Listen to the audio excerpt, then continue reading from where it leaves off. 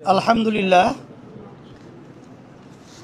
আল্লাহ পাক রব্বুল আলামিনের দরবারে লাখ কোটি শুকরিয়া আদায় করছি যে আমরা বহুদিন পর্যন্ত যে কার্যক্রমটা আলহামদুলিল্লাহ মানসিকভাবে ধারণ করে এবং বাস্তবে এটা বাস্তবায়নের জন্যে যে চিন্তা রেখে আমরা কার্যক্রম পরিচালনা করছিলাম, তারই একটা আলহামদুলিল্লাহ আজকে বাস্তবতা হলো যে আমরা সমমনা ইসলামী 5টি দল আমরা একত্রিত হয়ে কতগুলো মৌলিক বিষয় আমরা ঐক্যমতে পৌঁছতে পেরেছি।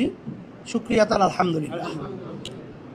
তার ভিতরে একটা হলো যে আমাদের সামনে জাতীয় নির্বাচন, আমরা যেন ইসলামী দলগুলো একটা বাক্স পাঠাতে পারি এ বিষয় নিয়ে আমাদের আলোচনা আলহামদুলিল্লাহ অনেকটা এগিয়েছে এবং আমাদের অনেকের আন্তরিকতা মাশাআল্লাহ ওইভাবে প্রকাশ পেয়েছে। আলোচনায় আমরা সন্তুষ্ট। আর দ্বিতীয় হলো যে আমাদের জাতীয় যে নির্বাচন কবে নাগাদ হবে এটার ব্যাপারে আমরা একমত বা ঐক্যে পৌঁছতে পেরেছি যে আমরা প্রয়োজনীয় গুরুত্বপূর্ণ যে সংস্কারগুলো রয়েছে সেই সংস্কারগুলো শেষ হওয়ার পরেই যৌক্তিক সময়ের মধ্যে জাতীয় নির্বাচন আমাদের সবাই ঐক্যমতে এরা আমরা একমত হয়েছি। আর একটা বিষয় আমরা ঐক্যমতে পৌঁছেছি, আধিপত্যবাদ, সাম্রাজ্যবাদীবাদ এবং বিশেষ করে বিদেশি যে আমাদের দেশ নিয়ে বিভিন্ন ধরনের তালবাহানা এটা যেন না করতে পারে এ ব্যাপারে আমরা সবাই ঐক্যমত হয়ে আমরা এর প্রতিবাদ করব এবং আমাদের দেশ ইসলাম মানবতা রক্ষার জন্য আমরা ঐক্যমতে পৌঁছেছি। আর একটা বাংলাদেশ কল্যাণ রাষ্ট্র প্রতিষ্ঠার ব্যাপারে এখানে ইসলাম এটাই তো কল্যাণ, ইসলামী নীতি আদর্শের মাধ্যমে যে কল্যাণ বয়ে আসছে দুনিয়াতেও আখেরাতেও, সেই হিসেবে আমরা ইসলামী কল্যাণ রাষ্ট্র প্রতিষ্ঠার জন্যে আমরা সবাই ঐক্যমতে পৌঁছতে পেরেছি আলহামদুলিল্লাহ।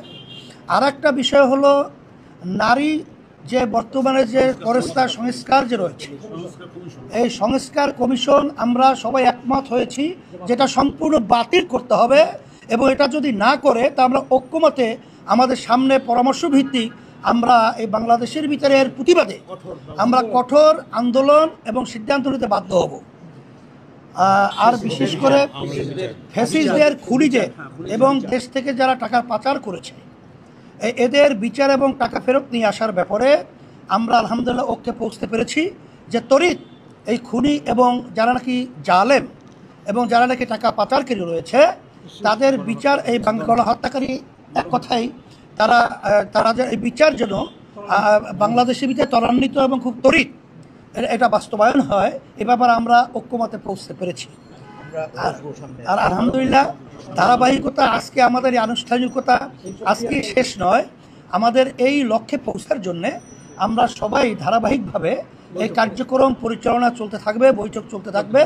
আশা করি আলহামদুলিল্লাহ এই 53 বছর স্বাধীনতার পরে 54 বছর চলছে আমাদের যে লক্ষ্য বাংলাদেশকে নিয়ে, এটা আমরা আশা করি এখন যে পরিবেশ তৈরি হয়েছে এটা আমরা পৌঁছতে পারবো এরকম একটা আশার আলো আলহামদুলিল্লাহ আমরা দেখতে পাচ্ছি।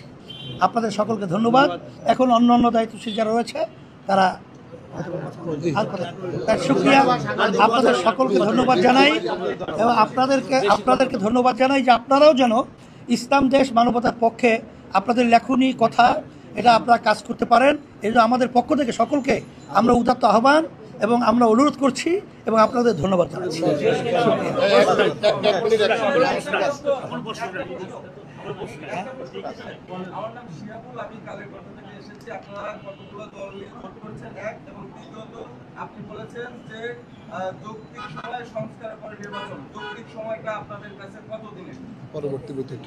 এটা সংস্কারের ব্যাপারটা তো এখন নির্ধারিত আসলে সময় বলা যায় না, তবে এটা আমরা সময়ের ব্যবধানে সংস্কার যেহেতু দ্রুত শব্দটা আমরা ব্যবহার করেছি, যৌক্তিক সময় ব্যবহার করেছি, কাল ক্ষেপণ না করে এটা আমরা বর্তমান আন্তর্বর্তীকালী সরকারকে এটা আমরা বারবার অনুরোধ করেছি এবং এখনও পরিষ্কার বলছি যে এখানে কিন্তু যৌক্তিক সময়ের মধ্যে প্রয়োজনীয় সংস্কার শেষেই জাতীয় নির্বাচন পরিবেশ তৈরি করা, সেটা খুব বেশি না হওয়া।